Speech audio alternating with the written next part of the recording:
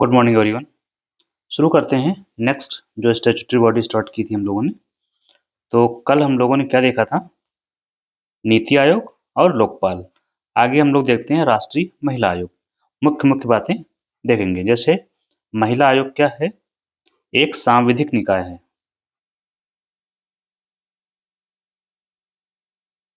मतलब statutory body है। जब किसी ने कहा सांविधिक निकाय है, स्टैट्यूटरी बॉडी है, तो एक्ट कौन सा है? इसका एक्ट है 1990 का राष्ट्रीय महिला आयोग अधिनियम।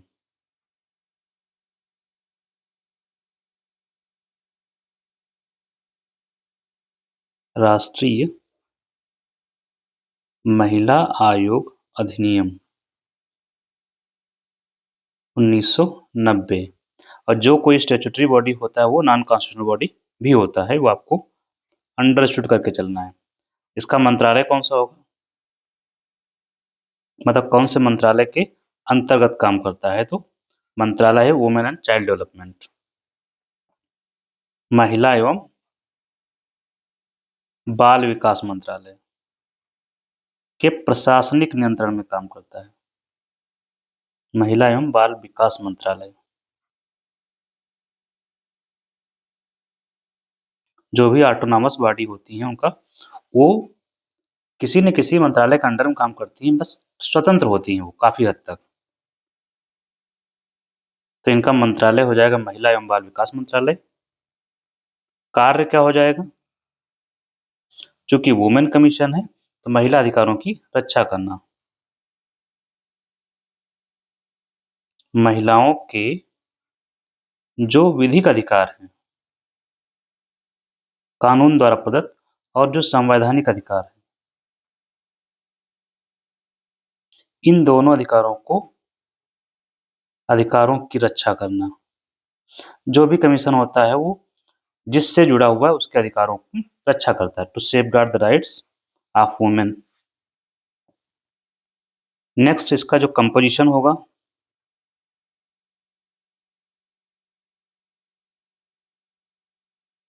कंपोजिशन एक अध्यक्ष प्लस 5 सदस्य।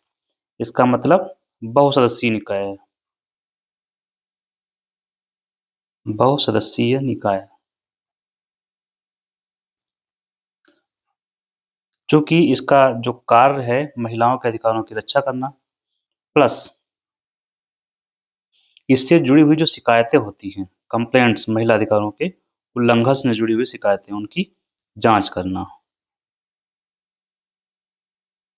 तो शिकायतों की जब जांच करेगा, इन्वेस्टिगेशन करना, तो जब इन्वेस्टिगेशन करेगा तो इसको शक्तियां प्राप्त होंगी कौन सी? सिविल कोर्ट की। तो बाय डिफॉल्ट कुछ चीजें फिक्स हैं। सिविल कोर्ट की शक्तियां प्राप्त होंगी, जो कि हम लास्ट क्लास में चर्चा कर चुके हैं। नेक्स्ट है कमीशन कौन सा? National commission for protection of child rights.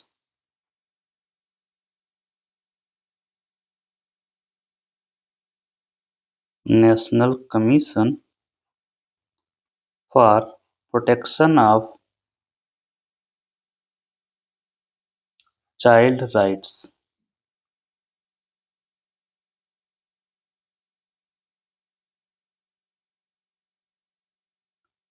बच्चों के अधिकार के संरक्षण के लिए आयोग। राष्ट्रीय आयोग, राष्ट्रीय बाल संरक्षण, राष्ट्रीय बाल अधिकार संरक्षण आयोग। ये क्या है? ये भी स्टैट्यूटरी बॉडी है, मतलब सांविधिक निकाय है। आपसे यही पूछा जाता है। और सांविधिक है मतलब कानून से गठित है। कानून से गठित है तो नॉन कॉन्स्टिट्यूशनल भी है।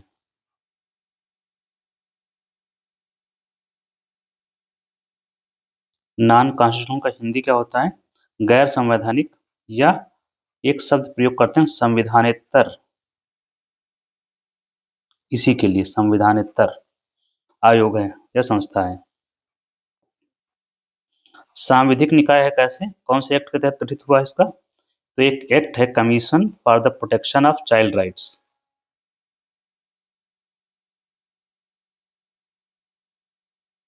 Commission for the protection of child rights act. पूरा नाम आपको याद नहीं होता है तो लास्ट में याद करें, चाइल्ड राइट्स एक्ट 2005। इसके तहत इसका गठन किया गया है।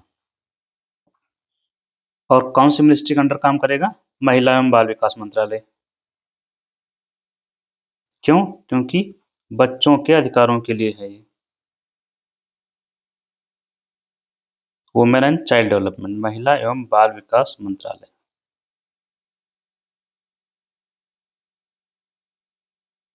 के अंतर्गत काम करता है। इसका काम बच्चों के अधिकारों की रक्षा करना।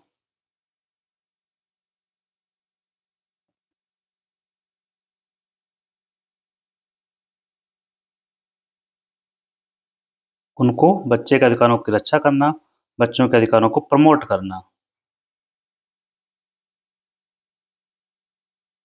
मुख्य रूप से ये काम हो गया। इसमें जो चिल्ड्रन माना गया है, जो बच्चे कौन से होंगे, किन्हें बच्चा कहा जाएगा? जो 18 साल के कम उम्र के हैं। 18 वर्ष से कम उम्र के जो लोग हैं, ह्यूमन बींग्स, उन्हें बच्चा कहा जाएगा। यह भी बहुसदस्यीय निकाय है।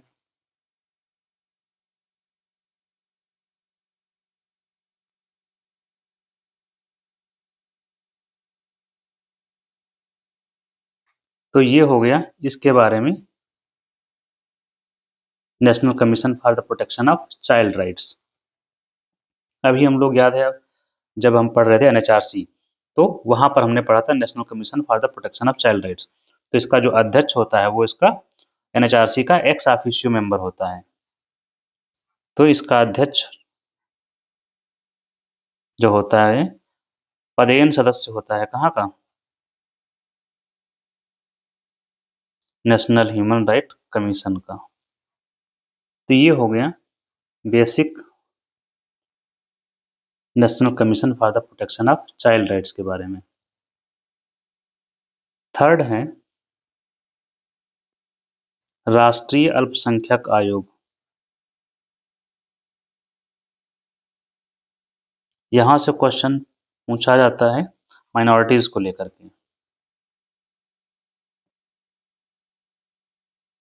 नेशनल माइनॉरिटी कमीशन, इसका गठन हुआ है, एक कानून है national minority act. National minority राष्ट्रीय अल्पसंख्यक अधिनियम 1992, इसके तहत गठन हुआ है। तो ये कैसी बॉडी हो गई? Statutory body plus non constitutional. अब तो बताना नहीं पड़ेगा, उम्मीद करते हैं आप लोग बेहतर समझदार हो गए हैं। गठन हुआ है इसके तहत। इसकी स्थापना कब हुई? 1993 में। मंत्रालय कौन सा होगा? चूंकि ये ऑटोनॉमस बॉडी है। ऑटोनॉमस मतलब स्वायत्त निकाय। स्वायत्त का मतलब कई मामलों में ये अपने निर्णय स्वयं लेने में सक्षम है, इस पर मंत्रालय का कंट्रोल नहीं होगा, लेकिन कुछ मामलों में तो रहेगा। तो ऑटोनॉमस बॉडी है कौन से मंत्रालय के अंतर्गत? तो एक मंत्रालय है अल्पसंख्यक मंत्रालय।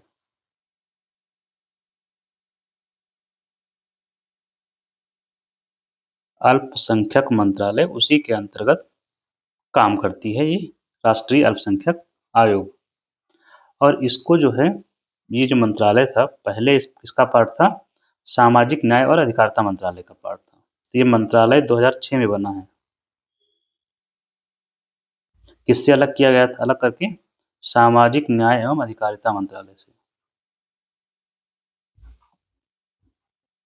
सामाजिक न्याय एवं अधिकारिता मंत्रालय से अलग करके बनाया गया है 2006 में अल्पसंख्यक मंत्रालय को। एक बात यहाँ पर अल्पसंख्यक की बात आती है, हर समय हम लोग पढ़ते हैं। तो ये अल्पसंख्यक क्या है?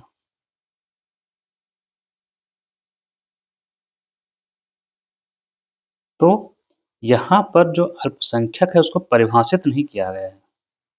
माइनॉरिटी शब्द को परिभाषित नहीं किया गया है। कानून तो बना लेकिन शब्द को डिफाइन नहीं किया गया किसको कहेंगे।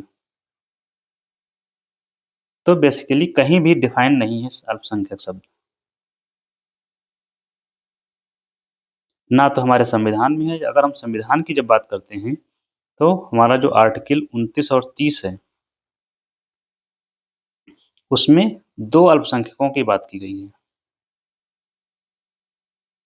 अल्पसंख्यक कौन कौन से? एक तो भाषाई और धार्मिक। ये क्या है कौन है पता नहीं, बस इतना ही बताया कि लिंग्विस्टिक जो माइनॉरिटी हैं और जो रिलीजियस माइनॉरिटी हैं उनके अधिकारों के बारे में चर्चा की गई है। कहाँ पर? आर्टिकल जो 30 और 29 और 30 है वहां पर। तो यहाँ पर पावर क्या है कि केंद्र सरकार नोटिफाई करता है। केंद्र सरकार अल्पसंख्यक समुदाय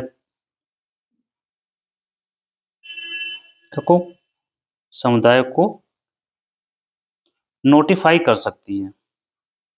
कौन से ग्राउंड पर करेगी? नोटिफाई मतलब घोषित करना एक प्रकार से होता है, अधिसूचित करना को नोटिफाई करती है। तो अब तक कितने लोगों को नोटिफाई किया गया है? तो 6 लोगों को नोटिफाई किया गया है। कौन कौन से? मुस्लिम, सिख, ईसाई, बौद्ध और पारसी ज्यूज।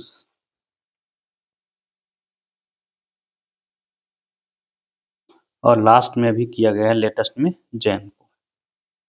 तो ये हो गए 6 लोग जिन्हें सरकार अल्पसंख्यक मानती है, जिन्हें सरकार ने घोषित कर रखा है अल्पसंख्यक समुदाय को। जैनों को 2014 में शामिल किया गया है। इसमें 2014 में शामिल किया गया है। तो ये इसी एक्ट में डिफाइन किया गया है। इनको डिफाइन नहीं किया गया है बल्कि केंद्र सरकार के द्वारा इस कानून की पावर के तहत अधिसूचित किया जाता है। इसका जो कंपोजिशन होता है वो क्या होता है? संगठन क्या है आयोग का, या संरचना क्या है? तो एक चेयरपर्सन होता है,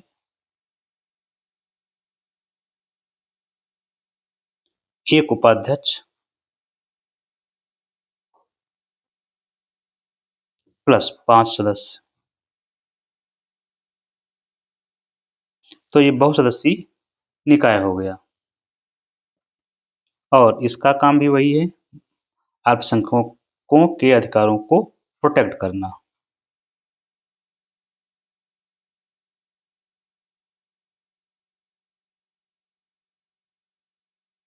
अधिकारों की रक्षा और इनसे जुड़े हुए मामलों की जांच। मामलों की जब जांच करेगा तो सिविल न्यायालय की शक्तियां प्राप्त होंगी। सिविल न्यायालय या सिविल कोर्ट, जिनकी चर्चा हम लास्ट क्लास में कर चुके हैं। सिविल न्यायालय की शक्तियां प्राप्त।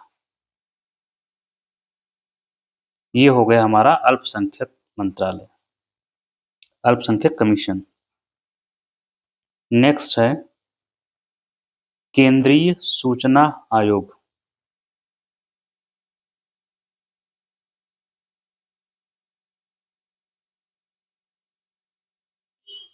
Central information commission. इसका गठन 2005 में किया गया। कानून तो आरटीआई कानून जो है, सूचना का अधिकार अधिनियम, सूचना का अधिकार अधिनियम 2005, इसके तहत इसका गठन किया गया था। हिंदी में इंग्लिश में हो जाएगा राइट टू इंफॉर्मेशन एक्ट। तो इसके तहत गठित है, तो ये स्टैट्यूटरी बॉडी हो गया।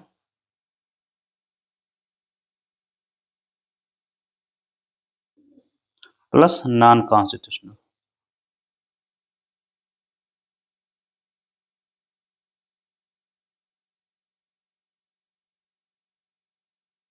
नेक्स्ट पॉइंट इसके बारे में क्या है, किस चीज को ये रेगुलेट करेगा, किसी कंप्लेन को एंटरटेन करता है। तो यह क्या देखता है, कंप्लेंट्स किसकी लेता है, शिकायतों की जांच करता है। किस संदर्भ में शिकायतें, कहां से, तो जो केंद्र सरकार के खिलाफ हो, जो केंद्र सरकार के जो मंत्रालय हैं या विभाग हैं, ऑफिस हैं, वो प्लस पीएसयू के जो ऑफिसर्स हैं वो इसके अंडर में आते हैं, जिनके कंप्लेंट्स की या उनकी जो अपील्स हैं वो देखता है। यहां पर आपको जो याद रखना है दो चीजें, कंपोजिशन क्या है इसका,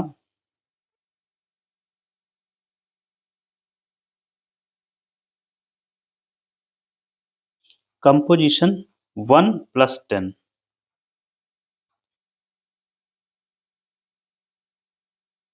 एक चीफ इंफॉर्मेशन कमिश्नर होगा,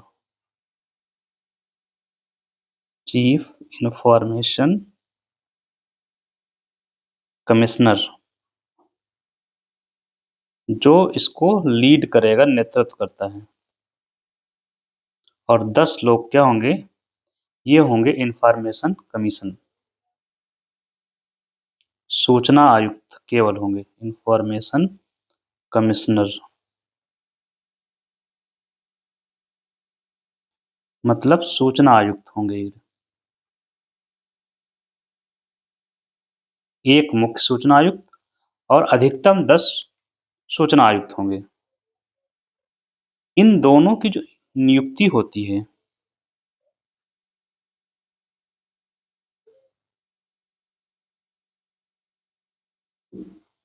नियुक्ति राष्ट्रपति द्वारा,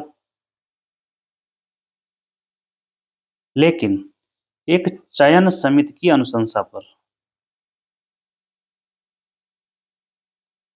चयन समिति क्या करती है कि एक व्यक्ति का नाम रिकमेंड करती है, सिलेक्शन कमेटी सेलेक्ट करती है व्यक्ति को, तो उसी को राष्ट्रपति नियुक्त कर देता है, जिसको जो है सिलेक्ट कमेटी या सिलेक्शन कमेटी रिकमेंड करती है। इसमें 3 लोग होते हैं, एक तो भाई साहब प्रधानमंत्री एज यूजुअल जो इसके अध्यक्ष होंगे,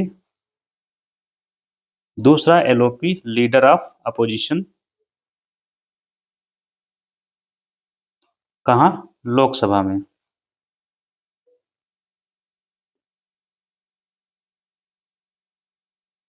और तीसरा होते हैं एक कैबिनेट मिनिस्टर अपॉइंटेड बाय या नॉमिनेटेड बाय प्राइम मिनिस्टर।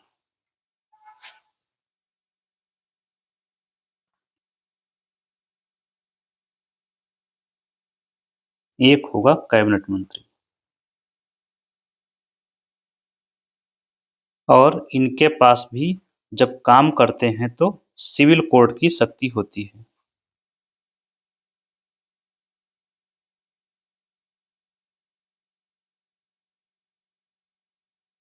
इनको भी सिविल कोर्ट की शक्तियां प्राप्त हैं।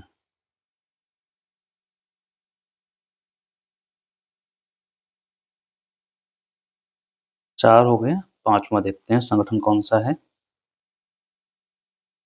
5वां है केंद्रीय सतर्कता आयोग।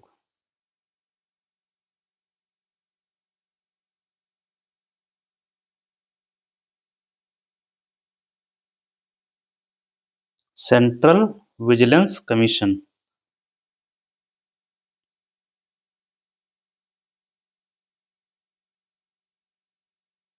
एस्टैब्लिशमेंट कब हुआ, स्थापना कब हुई, 1964 में। कैसे, कार्यपालिकाई आदेश से या कार्यपालिका के आदेश से इसकी स्थापना हुई। और एक समिति गठित हुई थी इसके लिए, नाम था संथानम कमिटी। बहुत पूछा जाता है। एक करप्शन पर कमेटी गठित हुई थी, संथानम समिति। इसी की अनुशंसा पर कार्यपालिका ने इसका गठन किया था। जब इसका गठन हुआ तो ये कैसी बॉडी थी? संविधानेतर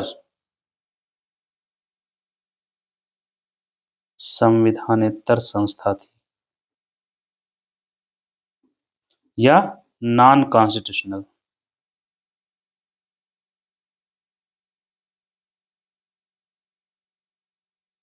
नॉन कॉन्स्टिट्यूशनल बॉडी थी। लेकिन समय के साथ समय बदला और 2003 में एक अधिनियम पारित किया गया जिसका नाम था केंद्रीय सतर्कता अधिनियम, सेंट्रल विजिलेंस कमीशन। सतर्कता आयोग अधिनियम पारित किया गया। कब? 2003 में। और इस अधिनियम के द्वारा इस आयोग को बना दिया गया स्टैट्यूटरी बॉडी। मतलब इसको शक्तियां अब इससे मिलना शुरू हो गई, तो ये स्टैट्यूटरी बॉडी हो गई। तो अब स्थिति क्या हो गई? यह सांविधिक संस्था है। आज की स्थिति में क्या हो गई? सांविधिक संस्था प्लस नॉन कॉन्स्टिट्यूशनल।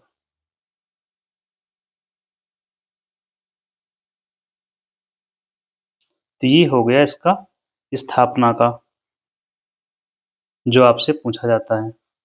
इसका पर्पज क्या है गठन करने का? किस चीज की सतर्कता बरतना है? To prevent corruption. केंद्र सरकार में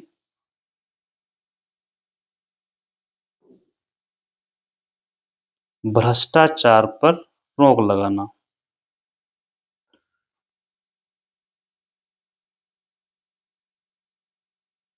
रोक लगाना या रोकना।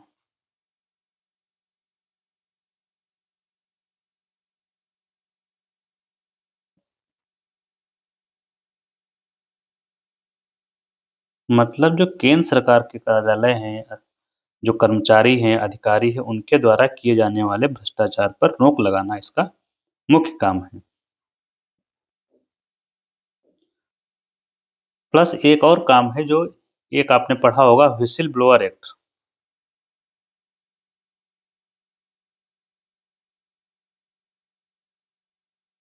उसके तहत जो कंप्लेंट्स आती हैं कि कंप्लेंट्स को भी यही देखता है।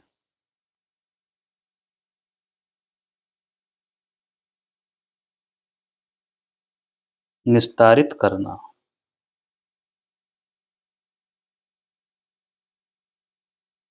इसका अगर हम संगठन देखते हैं, कंपोजिशन,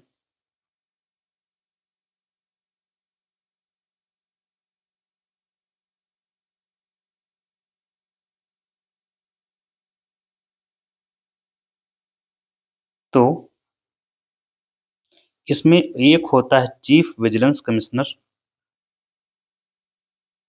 चीफ विजिलेंस कमिश्नर, मुख्य सतर्कता आयुक्त, और दो होते हैं विजिलेंस कमिश्नर या सतर्कता आयुक्त। और इन दोनों का जो अपॉइंटमेंट होगा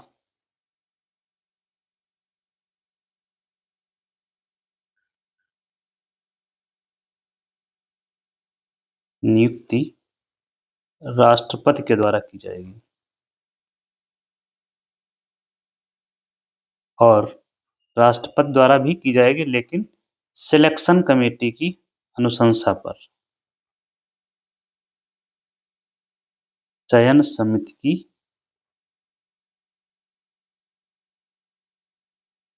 अनुशंसा पर। चयन समिति में कौन कौन होगा? प्रधानमंत्री, एलओपी, एलओपी लोकसभा का ही मुख्य रूप से रहता है, जहां स्पेसिफिक होता है वहां लिखा होता है। और तीसरा होता है इसमें गृह मंत्री। 3 लोग मिलकर रेकमेंड करते हैं उस बंदे को या उस व्यक्ति को प्रेसिडेंट महोदय चीफ विजिलेंस कमिश्नर या सतर्कता आयुक्त बना देते हैं।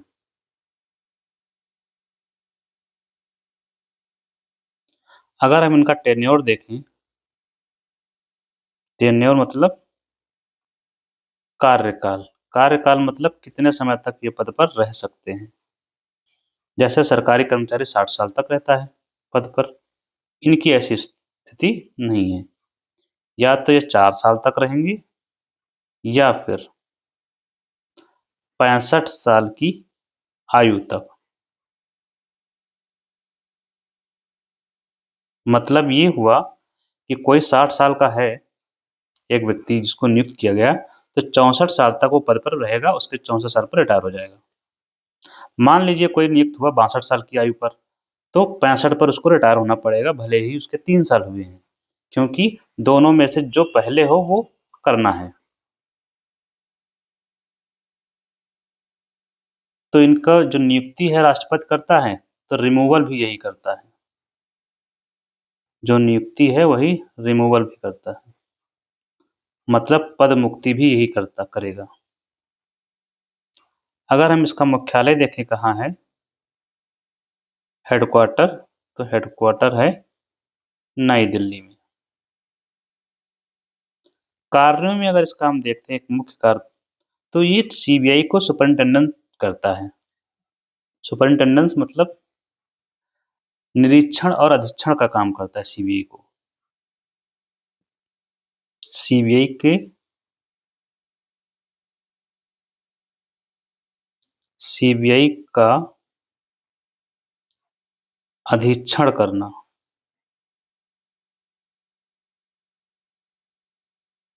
सुपरिंटेंडेंस,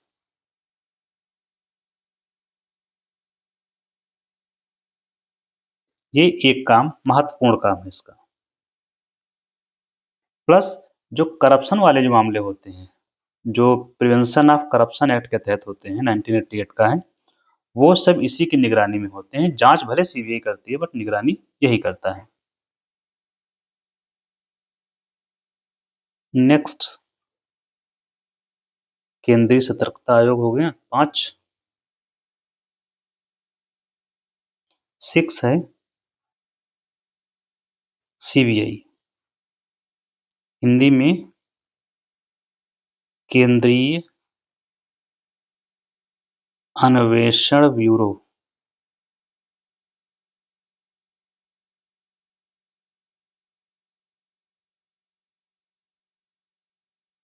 ये क्या है?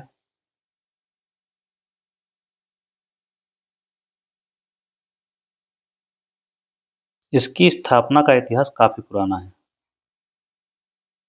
इसकी स्थापना की जो ओरिजिन होती है, शुरुआत होती है, वो होती है सेकेंड वर्ल्ड वार से।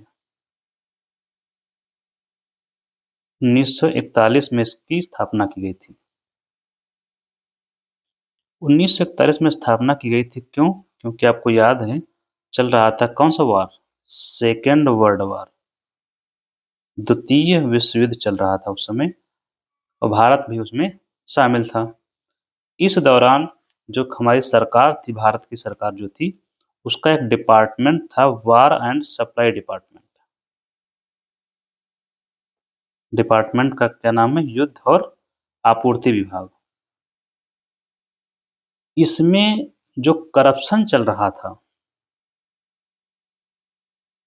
इसमें था भ्रष्टाचार प्लस घूसखोरी।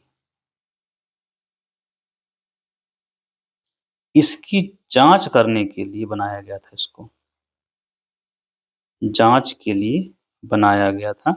कब? 1941 में। फिर वर्ल्ड वार फिनिश हो गया, वर्ल्ड वार 2 फिनिश हो गया, तो इसके बाद इस जो संस्था बनाई गई थी, इसका नाम रखा था उस समय जब बनी थी 1941 में, तब इसका नाम था स्पेशल पुलिस एस्टेब्लिशमेंट। ये सी है, स्पेशल पुलिस एस्टेब्लिशमेंट।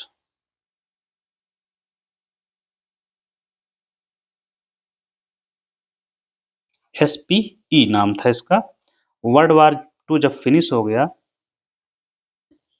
तो इसकी जरूरत महसूस की गई कि अन्य जगहों पर भी जरूरत है, तो खत्म नहीं किया गया, जरूरत इसकी बनी रही क्योंकि अन्य विभागों में भी चीजें खराब हो रही थी।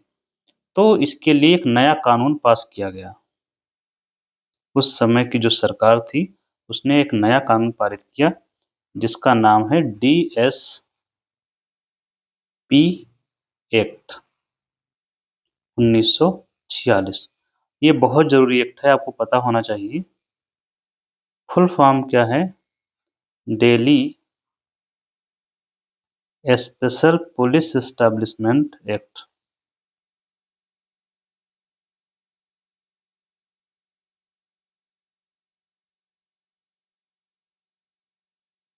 उन्नीस सौ 46 में पारित किया गया और जब ये पारित किया गया तो इसका अधिकार क्षेत्र बढ़ा दिया गया, बढ़ाकर सभी मंत्रालय इसके जुरिडिक्शन में आ गए।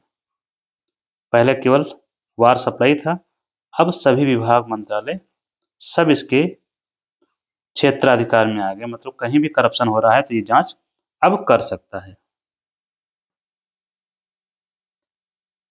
अब समय के साथ हम पहुंचते हैं कब? 1963 में। 1963 में CBI का गठन होता है।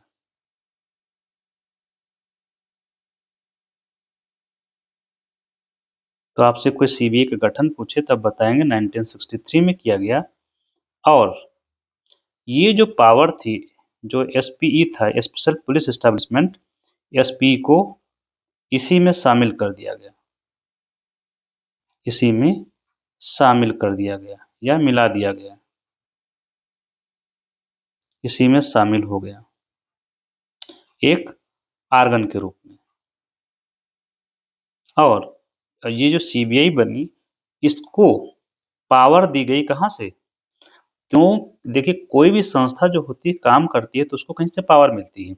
कहीं से तात्पर्य है किसी कानून से या किसी सरकार से कोई सूचना होती है, उससे पावर मिलती है। तो इसको पावर मिलती है DSP एक्ट से, जो स्पेशल पुलिस एस्टेब्लिशमेंट के लिए बनाया गया था, उसी से इसको पावर प्राप्त होती है। DSP एक्ट 1946 से शक्तियां प्राप्त करता है ये।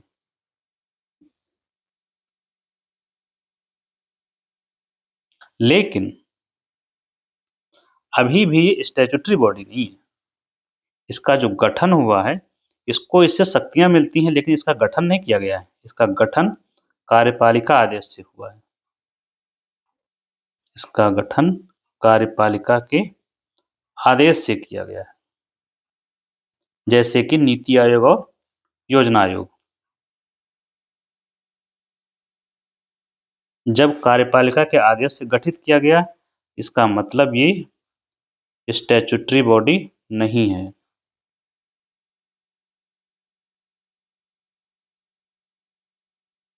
तो कौन सी बॉडी हो जाएगा? ये नॉन कॉन्स्टिट्यूशनल बॉडी है।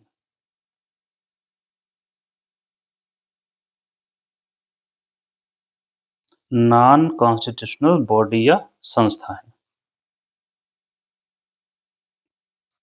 तो DSP एक्ट से इसको पावर मिल गई। अब ये जानते हैं इनके बारे में कुछ और बातें, जैसे ये जांच एजेंसी है। क्या है? संघीय जांच एजेंसी है।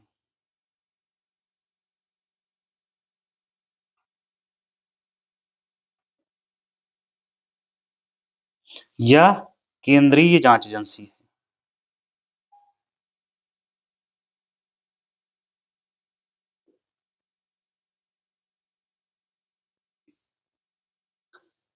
किस चीज की जांच करेगी? तो जैसे पुलिस मामलों की जांच करती है वैसे ये भी जो है मामलों की जांच करती है।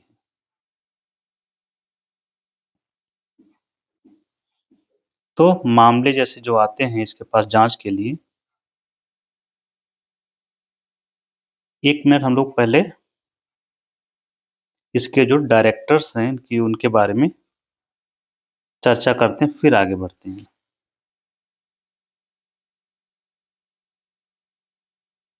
नेक्स्ट क्या है? इसका जो मुखिया होता है, मुखिया मतलब हेड,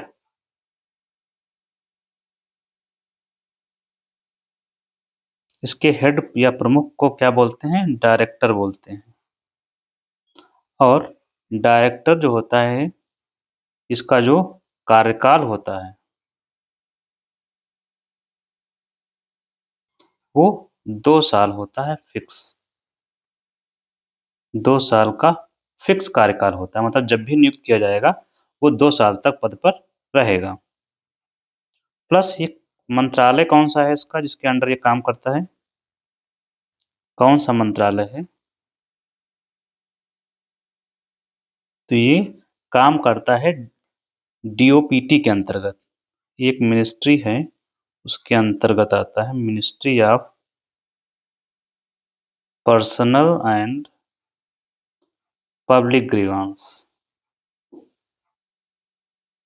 इसी के अंतर्गत ये काम करता है। इसके अंतर्गत एक डिपार्टमेंट है जिसको बोलते हैं DOPT, department of personal and training. Department of personal and training. इसी डीओपीटी के अंतर्गत यूपीएससी भी काम करता है। इसी के अंतर्गत आपका यूपीएससी भी काम करता है, इसी के अंतर्गत सीबीआई भी काम करती है। ठीक है। और इसका जो हेडक्वार्टर कहाँ है सीबीआई का? इसका हेडक्वार्टर है नई दिल्ली में। और इसकी एक एकेडमी है, training academy, CBI training academy, TRAINING, training academy. Spelling आप लोग देख लेंगे। ट्रेनिंग एकेडमी कहाँ है? गाजियाबाद में।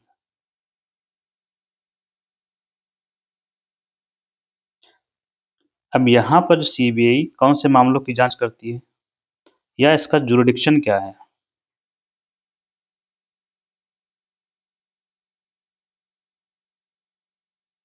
जुरिडिक्शन क्या है इसका अधिकार क्षेत्र? ये किसी भी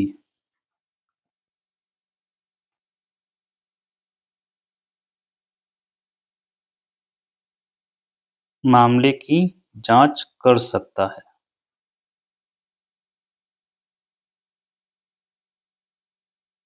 लेकिन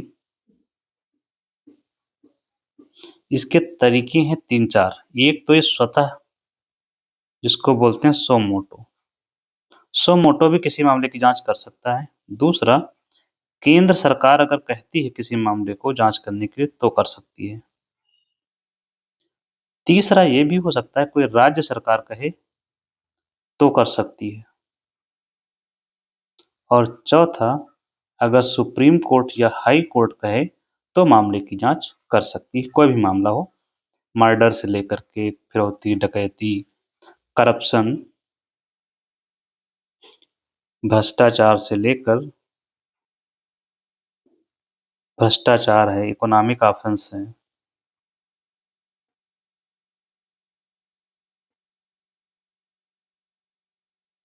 डकैती, मर्डर, जो भी हैं गंभीर जो अपराध होते हैं विशेष रूप से, ऐसे मामलों की जांच ये करती है। यहाँ पर अधिकार क्षेत्र तो इतना पूरे भारत में कहीं भी कर सकती है। एक अपवाद है इसका, सीबीआई के मामले में जांच करने के लिए एक मामला न्यूज में अक्सर रहता है, कंसेंट का मामला। तो कंसेंट क्या है इस मामले में, सीबीआई के मामले में? पहले तो कंसेंट समझते हैं, फिर जान पाएंगे आगे क्या है। कंसेंट का मतलब होता है सहमति देना। या सहमत। सहमति कौन देता है? राज्य सरकारें। किस बात की? राज्य सरकारें मतलब जैसे यूपी गवर्नमेंट है, जैसे वेस्ट बंगाल गवर्नमेंट है, महाराष्ट्र गवर्नमेंट है, ऐसे ही राज्य सरकारें जो भी हैं वो इस बात की सहमति देती हैं कि हमारे राज्य में, हमारे प्रदेश में सीबीआई जांच करेगी कि नहीं करेगी, जांच कर सकती है या नहीं, इस बात की वो सहमति देते हैं। अब इसको हम दो तरीके से देखते हैं। कैसे? एक तो ये हो गया कि ठीक है, हम सहमति देते हैं।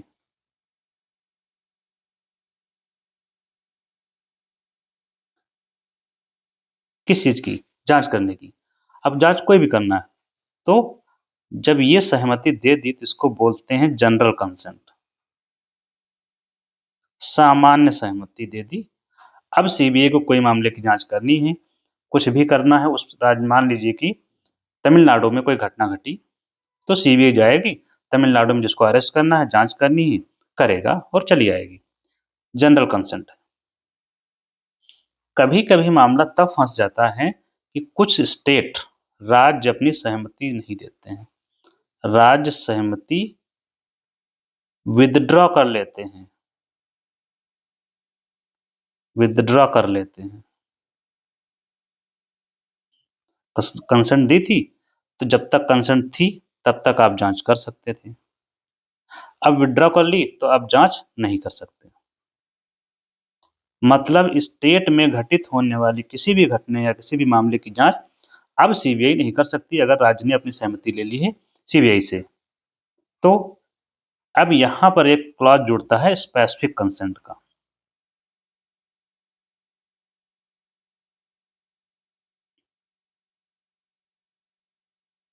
स्पेसिफिक मतलब विशेष सहमति। इसका मतलब होता है केस टू केस बेसिस पर सहमति। मतलब किसी राज्य को लगता है कि भाई ये घटना कुछ ज्यादा गंभीर हो गई है, इसमें ऐसा करते हैं, जिस राज्य ने विड्रॉ कर रखा है कंसेंट को, जो राज्य कह रहा था सीबीआई को हम जांच करने नहीं देंगे, जैसे कि ये वाला जनरल कंसेंट, जिन लोगों ने विड्रॉ कर ली, ये सहमति नहीं दिया है, लेकिन अब उसको लगता है नहीं कोई मामला है बेहद गंभीर है, इसकी जांच हम सीबीआई से करवाएंगे, किसी राज्य को लगता है, तो ऐसे में वो क्या कहेगा कि स्पेसिफिक कंसेंट हम देते हैं कि भाई मान लीजिए कि एक घटना घटी, कोई ये घटना है भ्रष्टाचार की,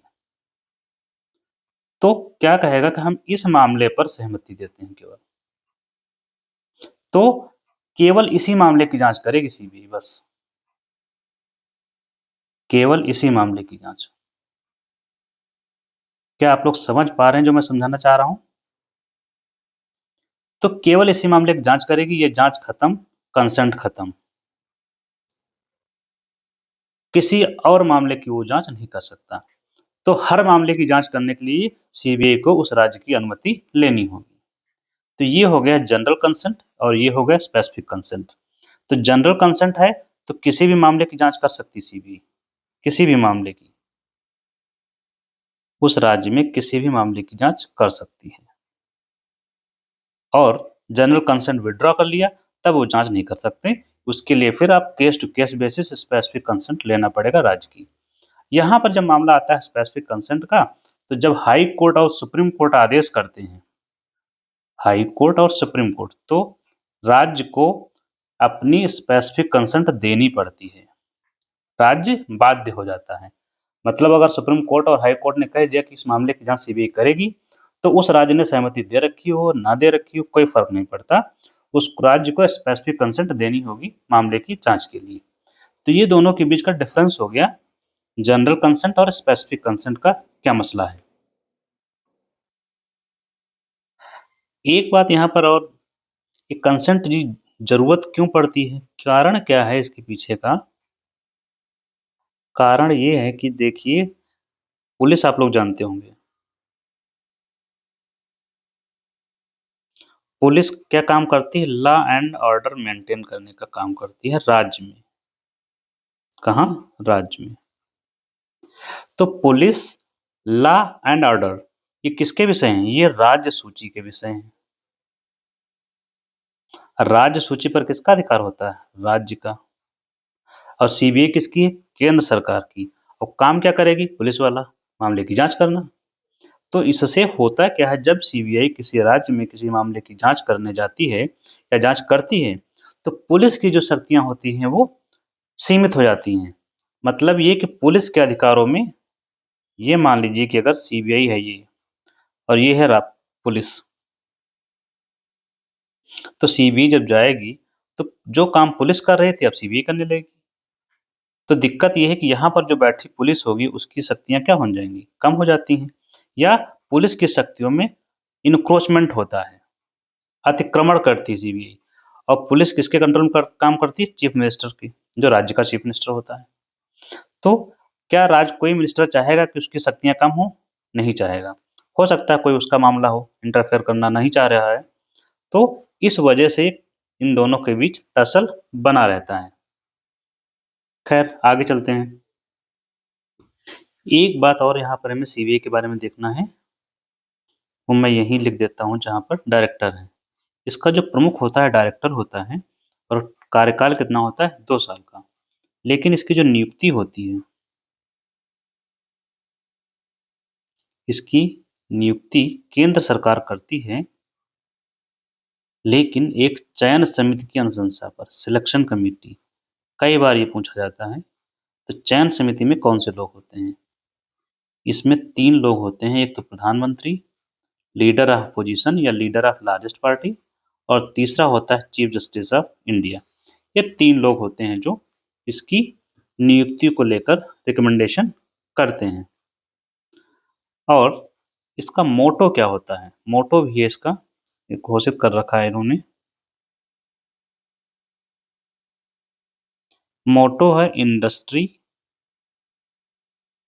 इम्पार्शियलिटी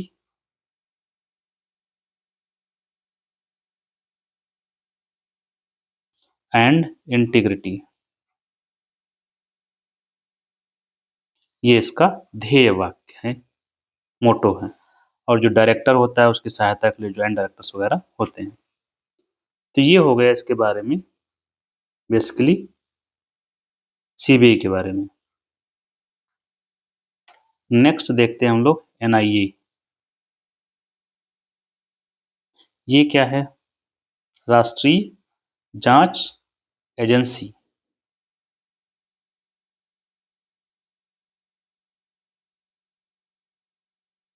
नेशनल इन्वेस्टिगेशन एजेंसी, राष्ट्रीय जांच एजेंसी। हम इसकी स्थापना की बात अगर करते हैं, तो स्थापना हुई थी 2008 में। बैकग्राउंड क्या है जब 2008 में स्थापना हुई? कौन से एक्ट से हुई थी? एनआईए एक्ट है 2008 का, नेशनल इन्वेस्टिगेशन एजेंसी एक्ट 2008। क्यों बनाया गया था ये कानून? 26/11 का हमला हुआ था। जो 26/11 का जो हमला हुआ था, 26/11 का, उस कौन सा हमला था? ये आतंकी हमला था। किस और इसमें रोल किसका था? जो हम लोग पढ़ते हैं, जो कसाब अरेस्ट किया गया था वो यहीं पर था ना, इसी मामले में गिरफ्तार किया गया था। तो ये जो टेरर हमला हुआ, इसी के विरोध में या इसी को देखते हुए एक एक्ट बनाया गया, एनआईए एक्ट, जिसके तहत इसका गठन किया गया। और इसी एक्ट के तहत एनआईए को पावर दी गई या ऑथराइज किया गया। किस बात की पावर दी गई? कि वो जो आतंकी हमले होंगे, आतंकी हमलों की जांच करने के लिए, आतंकी हमलों की जांच, या टेरर फंडिंग, आतंकी वित्तीयन, मतलब जो आतंकवादी संगठन है उनको जो पैसा मिलता है उसकी जांच भी करने की शक्ति दी गई। आतंकी वित्तीयन की जांच, मतलब टेरर के मामलों में अगर कोई जांच करेगा तो एनआईए करेगा, कोई और एजेंसी नहीं काम करेगी। टेरर अटैक, फिर इसको और विस्तार किया गया। इसमें फेक जो नोट्स हैं, नकली नोट्स, उनकी जांच की पावर दी गई। और इसके बाद जो डिजिटल क्राइम होते हैं, digital crime and cyber attacks, तो ये थे मुख्य मामले जो इसको दिए गए हैं एनआईए को जांच करने के लिए। अगर हम इसका अधिकार क्षेत्र की बात करते हैं कि कहां तक ये जांच कर सकता है, अब इसको देखिए, यहाँ कंसेंट लेने की जरूरत नहीं है, पूरे भारत में जांच करेगा। क्यों? क्योंकि ये संघ ने कानून बनाया है यहाँ पर। तो इसका जो अधिकार क्षेत्र है, भारत एंड बियॉन्ड, मतलब भारत से बाहर भी, दोनों जगहों पर ये जांच कर सकती है। इसके बाहर मतलब कहीं और किसी देश में कोई घटना घट रही है जो भारत के हितों को प्रभावित करती है, भारत के हितों को प्रभावित करने वाली घटना अगर है या भारतीयों के हितों को प्रभावित कर रही है, तो वहां भी इस मामले की जांच कर सकता है। बस केंद्र सरकार की अनुमति चाहिए होगी। इसका हेडक्वार्टर कहाँ है? नई दिल्ली में। और इसका प्रमुख headed by DG, director general के द्वारा नेतृत्व किया जाता है।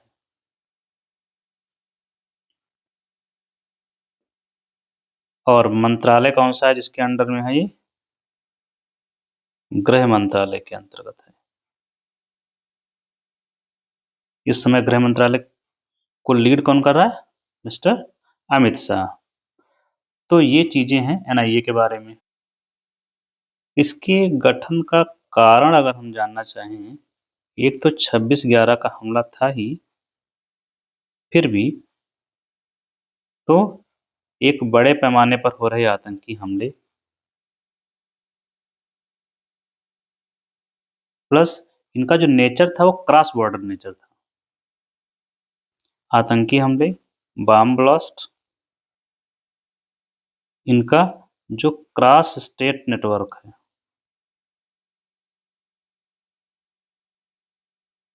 Cross state linkage plus cross border linkage,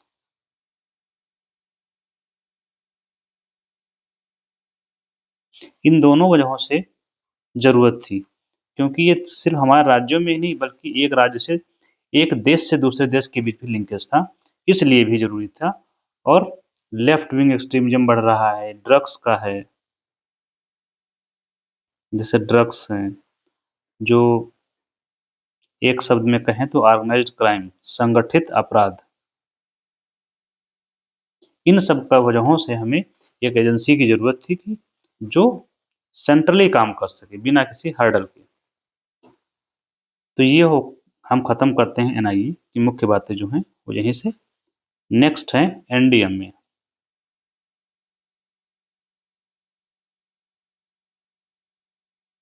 ये क्या है? ये है नेशनल डिजास्टर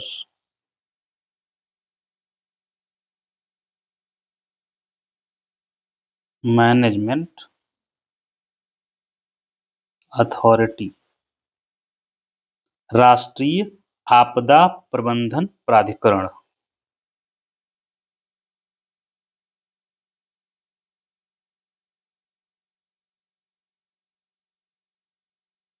आपदा प्रबंधन प्राधिकरण, इसका गठन कब किया गया? 2005 में। कैसे? एक एक्ट बना था, national disaster management act, national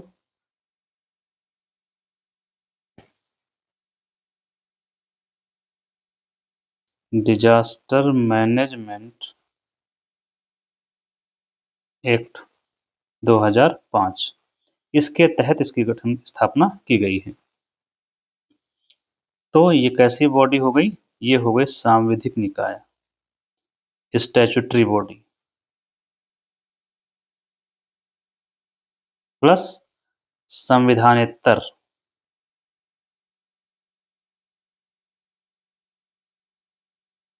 इसका अध्यक्ष कौन होता है? इसका अध्यक्ष होता है प्रधानमंत्री। अच्छा, इसमें जो इसकी जो स्थापना की गई थी 2004 का जो सुनामी आया था उसके बाद इसको पारित किया गया था, ध्यान में रखते हुए। 2004 का सुनामी जो आया था गुजरात में, उसी को ध्यान में रखते हुए ये कानून पारित किया गया था। अध्यक्ष होता है प्रधानमंत्री। आपदा प्रबंधन के लिए 3 स्तर पर व्यवस्था की गई थी।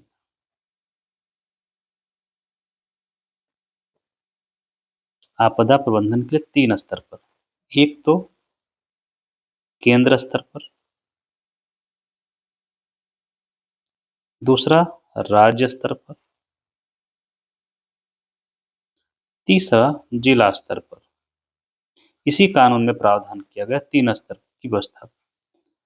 केंद्र स्तर पर बनाया गया NDMA, national disaster management authority. राज्य स्तर पर SDMA, state disaster management authority. और डिस्ट्रिक्ट स्तर पर डिस्ट्रिक्ट डिजास्टर मैनेजमेंट अथॉरिटी। ये है डिस्ट्रिक्ट, बाकी तो सेम है। और एनडीएमए का जो अध्यक्ष यहाँ बनाया गया, तो यहाँ एनडीएमए का अध्यक्ष पीएम, स्टेट डिजास्टर मैनेजमेंट का अध्यक्ष संबंधित राज्य का चीफ मिनिस्टर, और डिस्ट्रिक्ट का अध्यक्ष कौन होगा? डीएम, जिसे हम कलेक्टर कहते हैं या डीएम कहते हैं। तो ये तीनों बातें जुड़ी हुई हैं, तो याद रखेंगे इनका अध्यक्ष कौन होता है। प्लस इसी में जो एक्ट बना था, केंद्र के स्तर पर एक फोर्स बनाई गई थी, national disaster responsive force, NDRF. केंद्र स्तर पर एनडीआरएफ बनाया गया था और राज्य स्तर पर एसडीआरएफ बनाया गया है, स्टेट डिजास्टर रिस्पॉन्सिव फोर्स।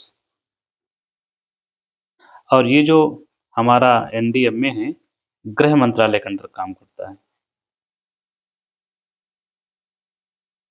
गृह मंत्रालय के अधीन या उसके अंतर्गत काम करता है। यहाँ एक बात हमें जो याद रखनी है और वो ये है कि एक मैनेजमेंट इंस्टीट्यूट है डिजास्टर का, national institute for disaster management.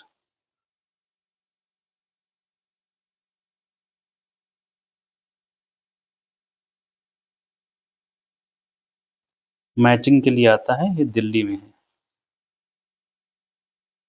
तो ये हो गया हमारा डिजास्टर मैनेजमेंट जो एनडीएमए अथॉरिटी है वो। क्या नंबर था इसका? काउंटिंग तो हम लोग छोड़ चुके हैं, तो ऐसे ही बढ़ते हैं आगे। आगे बढ़ते हैं विधिक आयोग। विधि आयोग क्या होता है? Law commission.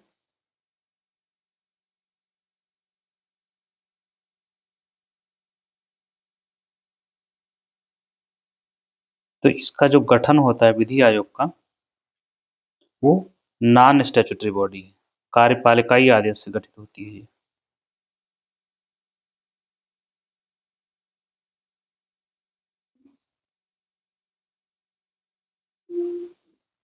इसका गठन होता है कार्यपालिका के आदेश से, तो ये हो गया नॉन कॉन्स्टिट्यूशनल या गैर संवैधानिक या संविधानेतर निकाय। काम क्या है ये? ये है सलाहकारी निकाय है, एडवाइजरी बॉडी। और जो सलाहकारी निकाय, तो इसकी जो अनुशंसाएं होती हैं वो बाइंडिंग नहीं होती हैं, बाध्य नहीं है सरकार मानने के लिए। काम इसका क्या होता है बेसिकली? जो हमारे कानून हैं, ओल्ड खो चुके कानून हैं, प्लस कानून में संशोधन करना है कुछ, या कानून में कोई कमी है, तो इनके बारे में सुझाव देना। ओल्ड कानून है तो उसको रिपील करना है, निरस्त कर दिया जाए, उसके बारे में सुझाव देना। कोई कमी है तो उसमें सुधार के सुझाव देना। तो और ये जो सुझाव होते हैं, ये क्या होते हैं? बाध्य नहीं होते। किसको सुझाव देगा? ये लॉ कमीशन हम जो बात कर रहे हैं, वो केंद्र स्तर की बात कर रहे हैं। अगर हम ऐतिहासिक रूप से हम देखते हैं, तो पहला जो विधि आयोग था,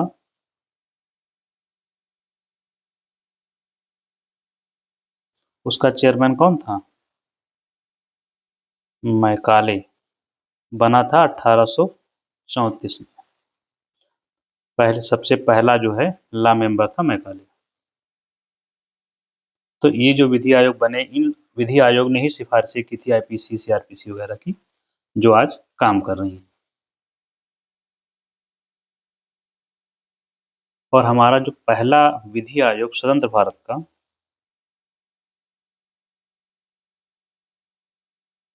स्वतंत्र भारत का पहला विधि आयोग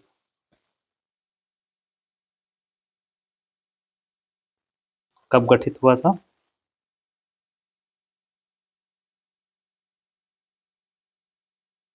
1955 में। कितने साल के लिए? 3 साल के लिए।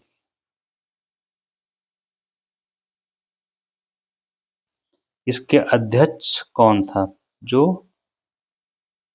आयोग बना था, इसके अध्यक्ष थे एमसी सीतलवाड़।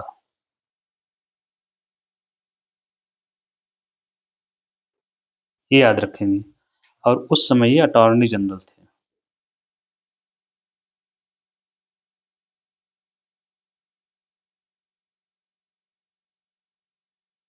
उस समय, इस समय जो विधि आयोग बना हुआ है वो कौन सा है? 22वां विधि आयोग इस समय गठन हो चुका है।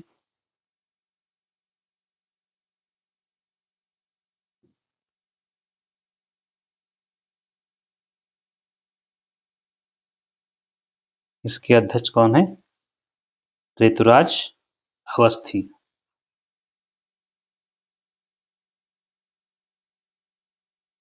जस्टिस ऋतुराज अवस्थी। न्यायमूर्ति ऋतुराज अवस्थी इसके चेयरमैन हैं 20 से 24 के लिए। तभी रिपोर्ट धीरे धीरे करके इनकी शायद आ रही है। अगर हम इसकी बात करें इनका कंपोजिशन का, तो कंपोजिशन कभी इनका फिक्स नहीं होता है। क्यों? क्योंकि कोई कानून तो है नहीं। जब एक्ट होता है तो ये चीजें फिक्स होती हैं। सरकार पर निर्भर है तो अपने हिसाब से करती है।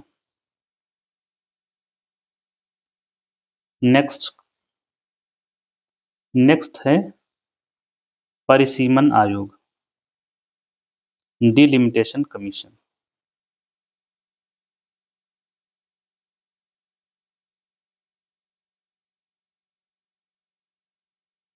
इतना पढ़ लेंगे, इससे बाहर तो कहीं नहीं आएगा। Delimitation commission.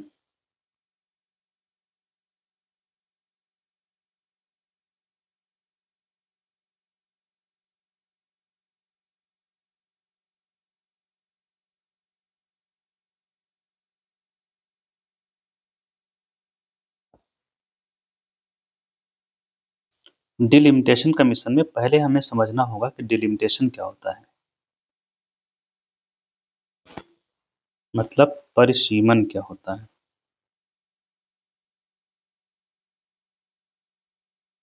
डिलिमिटेशन मतलब प्रोसेस ऑफ फिक्सिंग लिमिट्स, या फिर किसकी लिमिट्स हमें फिक्स करना है? जो टेरिटोरियल कॉन्स्टिट्यूंसीज होती हैं। टेरिटोरियल कॉन्स्टिट्यूंसीज का हिंदी क्या होगा? जो विधानसभा क्षेत्र होते हैं,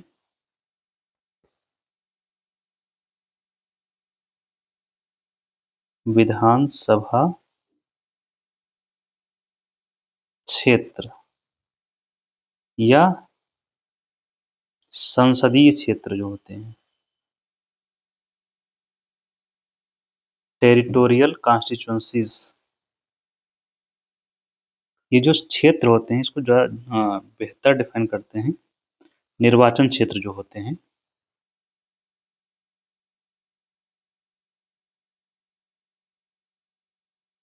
अब ये निर्वाचन क्षेत्र दो हो सकते हैं, जैसे संसदीय निर्वाचन क्षेत्र और विधान सभा निर्वाचन क्षेत्र। तो ये निर्वाचन क्षेत्र क्या होते हैं, जैसे मान लीजिए कोई राज्य है XYZ, तो ये मान लीजिए कि एक निर्वाचन क्षेत्र बना दिया, मान लीजिए कि इसको लखनऊ निर्वाचन क्षेत्र है। क्या है? निर्वाचन क्षेत्र लखनऊ, यूपी की राजधानी है। अब यहाँ पर रह रहे हैं मान लीजिए कि 10 लाख लोग रहते हैं। तो ये लोग लखनऊ निर्वाचन क्षेत्र में रह रहे हैं और एक व्यक्ति का चुनाव करेंगे, जो व्यक्ति खड़ा होगा उसका चुनाव करेंगे। तो ये जो बाउंड्री हमने खींची ये पूरा क्या हो गया, ये संसदीय निर्वाचन क्षेत्र इसको हम मान के चल रहे हैं कि है। तो ये संसदीय निर्वाचन क्षेत्र है। लेकिन समय के साथ मान लीजिए ये स्थिति है 2001 की, ठीक। और 2025 में आते आते यहाँ की जनसंख्या हो गई 20 लाख। और उसी समय अगर हम देखें एक और क्षेत्र था, उसी समय यहाँ पर भी उसकी जनसंख्या थी मान लीजिए 5 लाख। 5 क्या रख लें, 8 रख लेते हैं। और अब इसकी जनसंख्या हो गई मात्र 12 लाख। तो ये 8 से 12 हुआ, ये 10 से 20 हो गया। तो बताइए 20 लाख यहाँ एक व्यक्ति को चुन रहे हैं, यहाँ 12 लाख एक व्यक्ति को चुन रहे हैं। तो एक समस्या क्या है, इनका वोट का जो वैल्यू है, इन 20 लाख लोगों का जो वोट कर रहे हैं, तो उनके वोट की वैल्यू क्या हो, कम है, क्योंकि बट जा रहा है। यहाँ 12 लाख लोग एक व्यक्ति को चुन रहे हैं, तो इनके वोट की वैल्यू क्या है, ज्यादा है। दे तो एक व्यक्ति एक ही वोट रहा है, लेकिन 12 लाख मिलकर एक चुन रहे हैं। मतलब 8 लाख कहीं और मिल जाए, 8-10 लाख, तो एक दो लोग चुन लेंगे। 20 लाख में 2 लोगों का चुनाव कर लेंगे। ये लोग तो एक ही लोग चुन पा रहे हैं, लखनऊ वाले। ये मान लीजिए कि हरदोई सीट है, ठीक है। तो ये स्थिति होती है।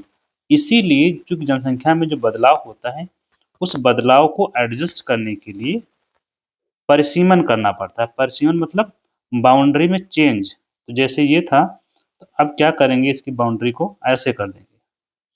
अब ऐसे करने से क्या होगा, इसकी जो जनसंख्या 20 लाख थी, अब बचेगी 10 लाख, इसकी 12 लाख, तो अब लगभग बराबर हो गया। क्या करते हैं, लगभग बराबर कर लिया जाता है। तो जो निर्वाचन क्षेत्र होते हैं, चाहे संसदीय निर्वाचन क्षेत्र या विधानसभा के निर्वाचन क्षेत्र, इनकी सीमाओं का पुनर्निर्धारण करना, पुनर्निर्धारण करना, यही है परिसीमन। इंग्लिश में री ड्राइंग ऑफ बाउंड्रीज।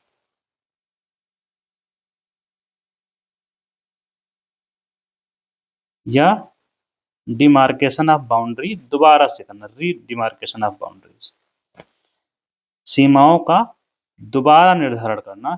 क्यों? ताकि सभी निर्वाचन क्षेत्रों की संख्या, सभी निर्वाचन क्षेत्रों की जनसंख्या लगभग समान रहे।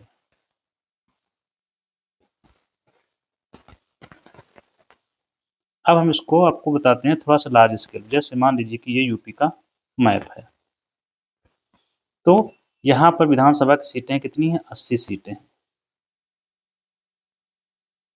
तो इस तरह से करके कुछ 80 सीटें ऐसे इनकी बाउंड्री खींची जाएगी।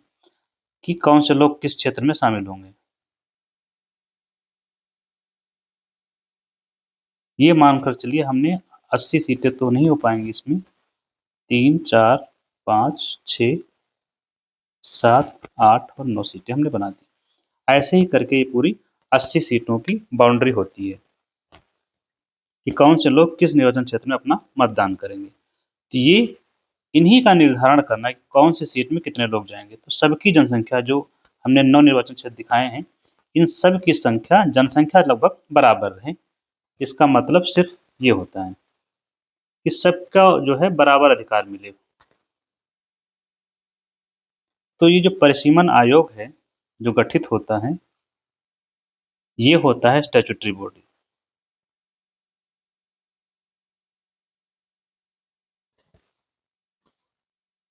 मतलब कानून के तहत गठित कानून होता है परिसीमन अधिनियम बोलते हैं। परिसीमन अधिनियम के तहत गठन होता है। जब भी सरकार को परिसीमन करना होता है, सीमाओं में बदलाव करना होता है। सीमाओं में बदलाव क्यों करते हैं? क्योंकि जनसंख्या में बदलाव हो जाता है, तो सरकार परिसीमन अधिनियम पास करती है। अब तक जो पास हुए हैं वो कितने अधिनियम पास हुए हैं? एक 1952 में पास हुआ था, फिर 62 में,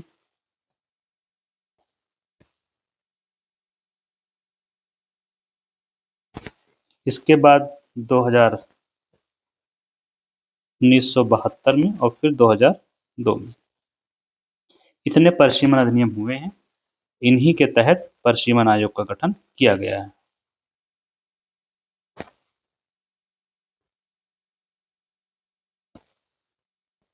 ठीक, अभी लेटेस्ट वाला कब गठित हुआ है? 2002।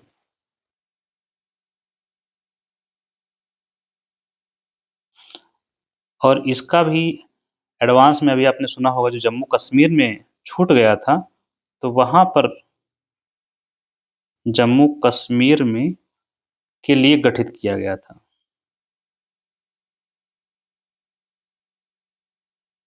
परिसीमन आयोग, उसकी चेयरमैन थी Ranjana Prakash Desai. Justice Ranjana Prakash Desai supreme court की रिटायर्ड जस्टिस हैं। इसके लिए जम्मू कश्मीर में पुनर्गठन परिसीमन के लिए गठित हुआ था। हो सकता है आपसे पूछा जाए, तो इसी एक्ट के तहत इसका गठन किया गया था। अब यहाँ पर हमें क्या याद रखना है, इनका जो कंपोजिशन होता है, इसमें जो परिसीमन आयोग अपनी रिपोर्ट सौंपता है, इसका गठन कर दिया गया। तो परिसीमन आयोग को जो गठन, इसमें जो कंपोजिशन होता है, इसका जो चेयरमैन होता है वो सुप्रीम कोर्ट का जज होता है। एक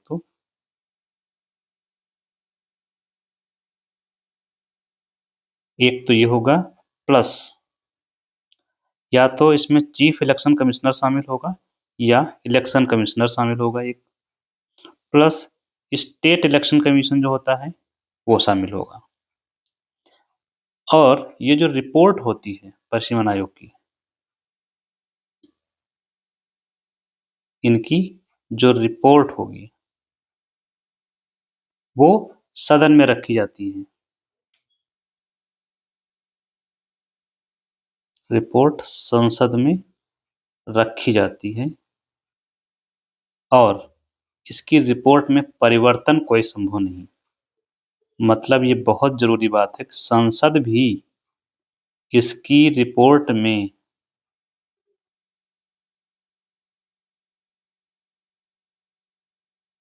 परिवर्तन नहीं कर सकती, क्योंकि संसद सब कुछ कर सकती है बट यहाँ नहीं कर सकती। संसद भी इसकी रिपोर्ट में परिवर्तन नहीं कर सकती, ये बात अंडरलाइन कर लीजिए।